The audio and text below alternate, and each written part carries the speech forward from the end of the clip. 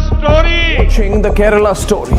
The Kerala story. The Kerala Files. The Kerala story, the most controversial film in 2023। कुछ दिन पहले the famous YouTuber Dhruv Rathee इस movie के ऊपर एक वीडियो बना था जो इतना वायरल गया कि सिर्फ 4 दिन में इसके ऊपर 11 मिलियन से भी ज्यादा व्यूज आए। लेकिन इनका कहना यह है कि इस मूवी की स्टोरी झूठ है और इस झूठ को एक बड़े स्केल में स्प्रेड किया जा रहा है। तो चलिए पहले ये सुन लेते हैं कि उनका इस मूवी के बारे में क्या कहना है। हिटलर का कहना था लोगों को बहकाने के लिए इतना बड़ा झूठ बोलो, इतना बड़ा झूठ बोलो कि लोगों को लगे यार कोई इतना बड़ा झूठ थोड़ी बोल सकता है। जब झूठ इतना बड़ा हो, इतने कॉन्फिडेंस के साथ बोला जाए तो कुछ लोग उसे सच मान बैठते हैं। लोगों को लगता है यार कोई इतना बड़ा झूठा थोड़ी हो सकता है। क्योंकि आज आप इस वीडियो में देखोगे कि कैसे इन तीनों टेक्निक्स का इस्तेमाल किया गया है लोगों को बहकाने के लिए। लेकिन सवाल यहां पर यह उठता है कि ये प्रॉब्लम कितनी बड़ी है आखिर। फिल्म ने कहा कि 32,000 औरतों के साथ ऑलरेडी ऐसा किया जा चुका है केरला के अंदर अंदर। ये झूठ इतना बड़ा है कि कोई आम इंसान इसे सुनेगा तो उसे लगेगा यार 32,000 के साथ नहीं, कुछ तो सच्चाई होगी इसमें, कुछ हजार औरतों के साथ ऐसा हुआ होगा। नहीं, सिर्फ 3 के साथ। और अब पूरी की पूरी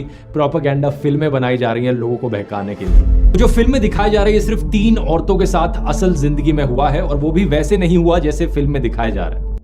1994 में इसी केरला में एक मुस्लिम ऑर्गेनाइजेशन NDF यानी नेशनल डेवलपमेंट फ्रंट को बनाया गया था, जिसके ऊपर आरोप है कि ऑर्गेनाइजेशन बनाया गया था जो नॉन मुस्लिम लड़के या फिर लड़कियां हैं उन्हें इस्लाम में कन्वर्ट करने के लिए। इसके 12 साल बाद 2006 में इस ऑर्गेनाइजेशन का नाम बदल के PFI कर दिया गया और ये ऑर्गेनाइजेशन बहुत ही कम समय में पूरी इंडिया में एंड स्पेशली केरला में अपना विंग्स बनाना शुरू कर दिया, जिसमें डॉक्टर्स एंड लॉयर जैसे हर प्रोफेशन के लोग एंड वुमेन, बच्चे एंड स्टूडेंट्स भी शामिल थे। और ये ऑर्गेनाइजेशन बहुत सारे इस्लामिक एजुकेशन सेंटर बनाना शुरू कर दिया। तरबियतुल इस्लाम सभा और सत्य सारणी ट्रस्ट, ये 2 मुस्लिम ऑर्गेनाइजेशन भी इनके साथ थे। और ये 2 ऑर्गेनाइजेशन ऐसे हैं जिसमें खुले तौर पे ये आरोप है कि ये कैसे नॉन मुस्लिम लड़के या फिर लड़कियों को इस्लाम कबूल करवाता है। और फिर 3 साल बाद 2009 में केरला के कैथोलिक बिशप एक रिपोर्ट पेश करते हैं जिसमें वो बताते हैं 2009 अक्टूबर तक करीब 4,500 क्रिश्चियन लड़कियों को इस्लाम में कन्वर्ट करवाया गया। और फिर 29 सितंबर 2009 में पूरी तरह ये चीज देश के सामने आया जब केरला हाईकोर्ट ने भी कहा कि लव जिहाद या रोमियो जिहाद जैसी कोई इलीगल एक्टिविटी इंडिया के अंदर हो रहा है और पुलिस को यह ऑर्डर दिया गया कि जल्दी से जल्दी इसके ऊपर एक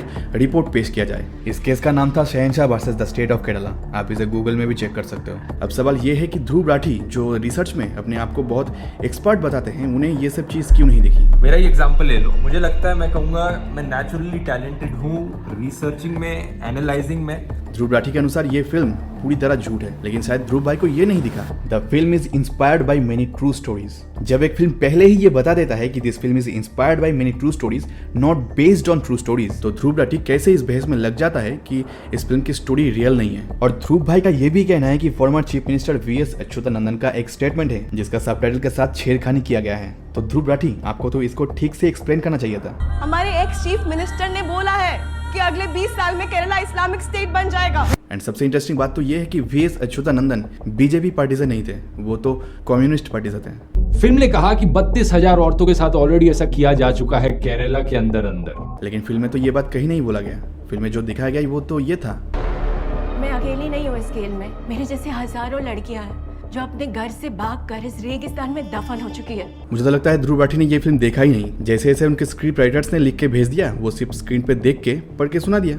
क्यों, ऐसा ही चलता है ना आपका काम। ऑब्जर्वर रिसर्च फाउंडेशन ने एक पेपर पब्लिश किया था अक्टूबर 2019। स्क्रिप्ट राइटर बदल दो, नहीं तो रेपुटेशन बदल जाएगा। आप में से जो ये फिल्म देखे वो जानते हैं कि इस फिल्म में कहीं नहीं दिखाया गया कि केरला से 32,000 वुमेन को इस्लाम में कन्वर्ट करके ISS में भेजा गया, बल्कि ये दिखाया गया कि पूरी दुनिया से हजारों लड़कियां उस रेगिस्तान में कैद है। क्योंकि ये मूवी ट्रू स्टोरी से इंस्पायर्ड है तो इसका हर एक सीन हूबहू मैच नहीं करेगा। ये एक सिनेमैटिक लिबर्टी है डायरेक्टर को बताने के लिए, और हमारे पास अपने विवेक है उस मूवी से सही चीज को ढूंढ के निकालने के लिए। इसी बात पर डॉक्टर रिजवान अहमद ध्रुव राठी को क्रिटिसाइज करते हुए एक बड़ी अच्छी बात कही।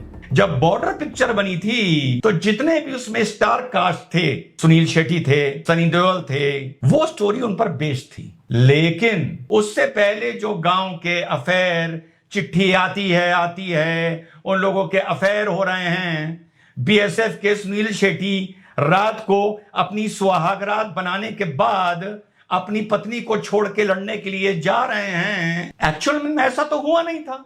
ध्रुव राठी भाई, क्या टाइटैनिक के अंदर ऐसा हुआ था? इर्द गिर्द घूमती है कहानी अलॉन्ग विद सिनेमैटिक लिबर्टी। इस वर्ड को समझ लीजिए, सिनेमैटिक लिबर्टी, जो डायरेक्टर का अधिकार होता है। एक्चुअली में कितने लोग गए आईसिस को ज्वाइन करने इंडिया छोड़कर? सिर्फ 66। अपने पूरी वीडियो में ध्रुव राठी सिर्फ नंबर्स को काउंट करते रहे और सिर्फ केरला से कितने इंसानों को ब्रेन वॉश करके आईसिस भेजा गया इसके पीछे ही पड़े रहे। इनको सिर्फ हर चीज का प्रूफ चाहिए। भाई सोर्स क्या है आपके इस नंबर का? हर एक चीज को ना प्रूफ करना पॉसिबल नहीं होता ध्रुव भाई। इंडिया में हर दिन जो क्राइम होता है क्या सबका प्रूफ होता है? एक बार जरा गूगल में सर्च करके देख लो कि इंडिया में हर दिन कितनी लड़की किडनैप होती है। एक साल में 56,519 और एक दिन में 155 माइनर गर्ल्स किडनैप होती है और 31,677 रेप केसेस एक साल में रजिस्टर्ड किया गया है। और ये सिर्फ रजिस्टर्ड केस है और ऐसे कई केसेस है जो कभी रजिस्टर्ड ही नहीं होता। ये केसेस तो कभी प्रूफ भी नहीं होता। तो क्या ध्रुव भाई ये भी झूठ है?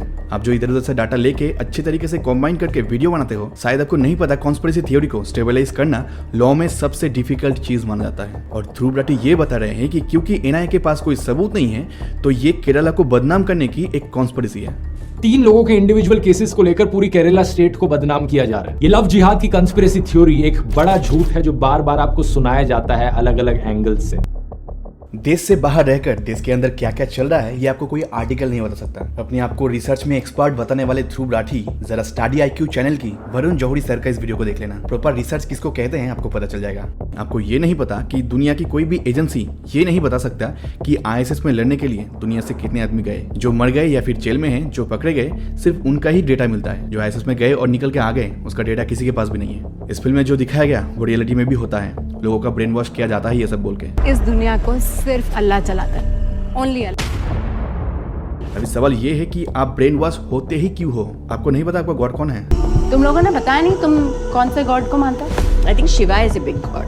थिंक अगर आपको सच में नहीं पता कि भगवान कौन है, श्री राम कौन है, श्री कृष्णा कौन है, तो आपका ब्रेन वॉश कोई भी कर सकता है। रिलीजियस मैटर एक बहुत ही सेंसिटिव टॉपिक है। ये आज से नहीं हजारों साल से चलता आ रहा है। इसलिए आपको आपके धर्म के बेसिक चीजें जानना चाहिए, क्योंकि आजकल के सो कॉल्ड सेकुलर यूथ अपने आप को दिखाते हैं बहुत मॉडर्न, लेकिन होते हैं अंदर से खोखले। इसलिए इस मामले में अपने आप को थोड़ा सा मैच्योर बनाओ ताकि कोई भी एरा गैरा आके आपका ब्रेन वॉश ना कर सके। और मानना पड़ेगा केरला स्टोरी की मेकर्स की साहस को। मुझे ये वीडियो बनाने में थोड़ा सा सोचना पड़ रहा था कि मुझे कितना हेट मिलेगा, तो सोचिए उनका क्या हाल है। आपका क्या राय है इस मूवी के बारे में कमेंट में जरूर बताना। तो मिलते हैं नेक्स्ट वीडियो पर, तब तक के लिए जय श्री राम।